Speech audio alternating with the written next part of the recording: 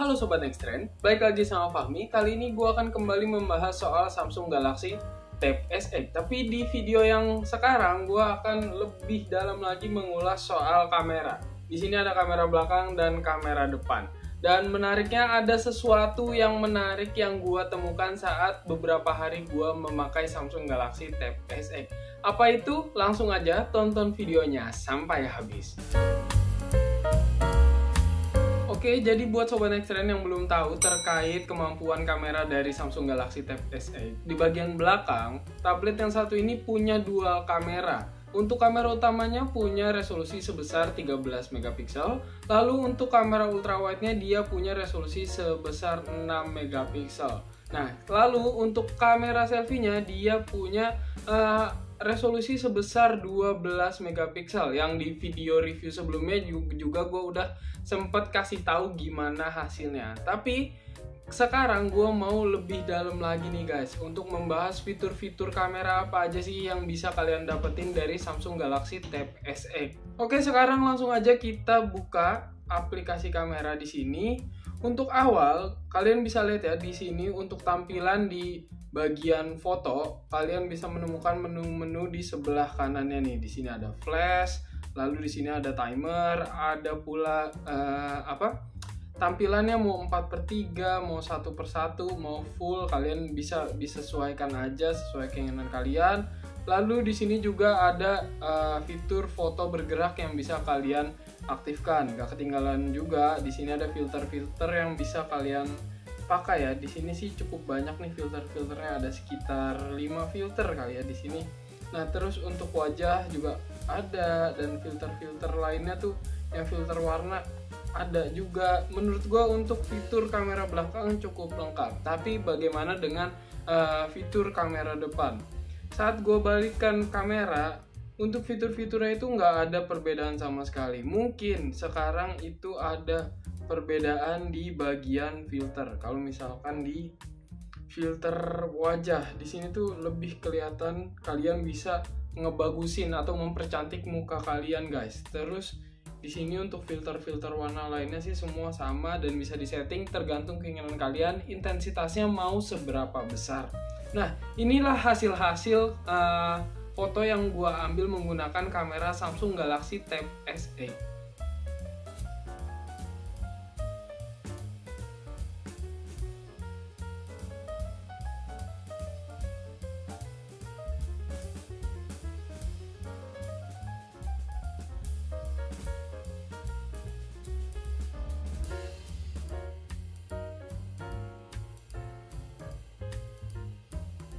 Oke, jadi tadi hasil kameranya kalian udah lihat. Sekarang gue mau ngebahas soal video. Kita bahas fitur-fiturnya lagi ya.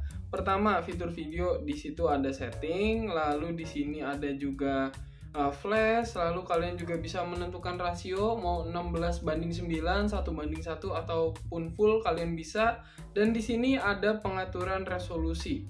Kalian bisa milih 3 jenis. Ada UHD 30 fps, ada FHD 30 fps, atau HD 30 fps. Nah, ada 3 opsi yang bisa kalian tentukan. Untuk filternya juga hampir sama kayak foto yang tadi, nggak ada perbedaan sama sekali. Nah, oleh karenanya ini hasil perekaman video Samsung Galaxy Tab S8.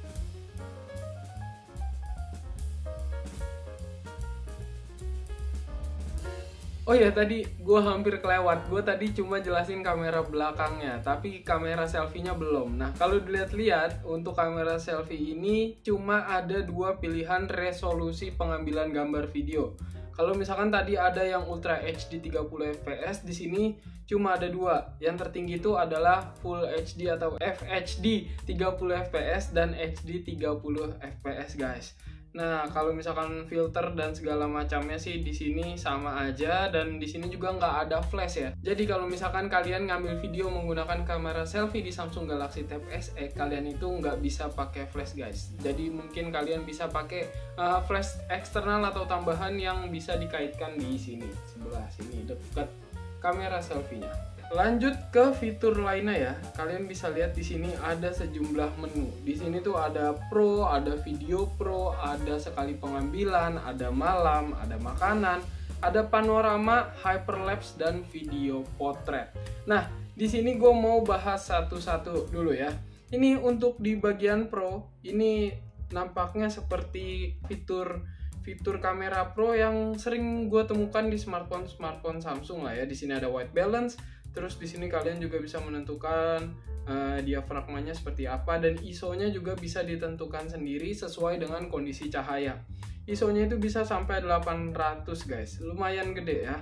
Terus kalau misalkan gue balik ke menu lainnya, yaitu Video Pro. Nah, Video Pro juga nggak ada perbedaan ya untuk pengaturannya, white balance, EV, terus ada juga ISO, dan untuk resolusinya sama kayak tadi, UHD, FHD, ataupun HD. Tapi ingat ya, kalau misalkan kalian menggunakan Video Pro, kalian itu nggak bisa pakai kamera selfie guys, cuma kamera belakang aja.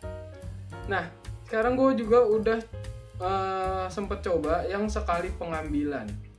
Sekali pengambilan tuh kalian bisa mendapatkan sejumlah hasil gambar yang mulai dari video ataupun foto biasa, atau bahkan di sini juga nanti kalian bisa mendapatkan hasil seperti foto-foto yang ada filternya dan segala macamnya. Jadi menurut gue untuk sekali pengambilan ini berfungsi buat kamu yang nggak mau repot-repot moto atau video secara bersamaan gitu di waktu yang sama. Nah, lanjut ke mode malam.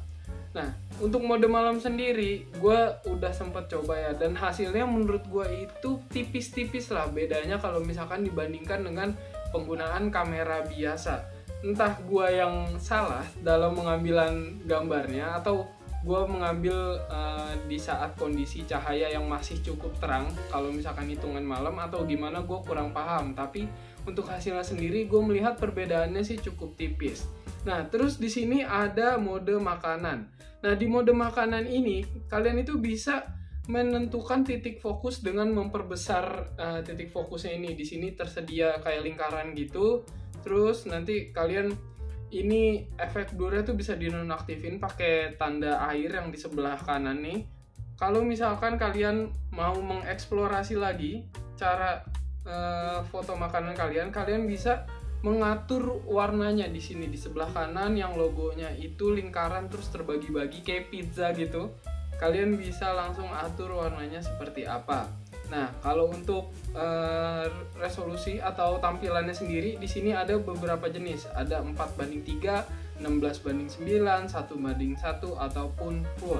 Dan gue juga udah ngambil beberapa foto menggunakan fitur makanan ini. Nah, kalau misalkan tadi udah ceritain soal bagaimana pengalaman gue mengambil foto menggunakan fitur makanan, di sini ada panorama. Nah, di sini tuh menurut gue panorama di Samsung Galaxy Tab SX cukup luas ya. Jadi kalau misalkan di sini kan kalian bisa lihat ya, ada yang jalur track ngambil gambarnya itu dari kiri ke kanan atau kanan ke kiri. Nah, pas gue coba ambil gambar secara full nih, ngikutin kotaknya, itu tuh gue harus muter sekitar 360 derajat guys. Jadi menurut gue ini adalah sudut yang sangat lebar. Tapi kalau misalkan kalian mau bikin efek panorama yang nggak terlalu luas, kalian bisa ambil foto itu terus kalian arahin sampai ke setengahnya aja, setengah dari bar ini. Nanti hasilnya kayak gini. Lanjut ke fitur kamera berikutnya, yaitu hyperlapse. Nah, di sini hyperlapse-nya menurut gue masih cukup oke ya, karena gue itu ngambil gambar hyperlapse cuma sekitar 5 menit dan hasilnya 3 detik. Gue sih menyimpulkan kalau misalkan per 1 detik hyperlapse itu sama dengan 30 detik dalam kondisi normal. Itu menurut riset gue saat mereview kamera Samsung Galaxy Tab SE. Kalian bisa lihat juga untuk fokusnya sendiri menurut gue itu cukup oke. Nah, terakhir gue udah sempet cobain video potret, dan ini yang menurut gue cukup menarik dari kamera Samsung Galaxy Tab SE. Di sini kalian bisa lihat ya, untuk video potret dan mengambil objek manusia atau wajah itu tuh blurnya cukup oke, dan menurut gue ini tuh sinematik banget guys. Jadi gue berpikiran kalau misalkan kayaknya Samsung Galaxy Tab SX ini bisa banget kalau misalkan dipakai untuk membuat short movie atau kayak cuplikan-cuplikan video buat kalian yang hobi untuk bikin video kan, ini menurut gue cukup oke sih. Nah tapi kalau misalkan gue sandingin sama fitur potret kameranya biasa nih untuk pengambilan kamera, gue udah sempet coba di saat kondisi siang hari dan malam hari. Untuk siang hari gue akuin ini cukup keren, blur di sekitar objek wajah itu cukup kentara. Tapi kalau misalkan dibandingin sama yang malam hari, gue melihat ada sedikit noise yang sebenarnya masih bisa diwajari ya. Tapi ya itu berkat adanya noise di foto, jadi kelihatan blurnya itu terlihat agak samar dibandingin sama hasil foto potret Samsung Galaxy Tab SX di siang hari.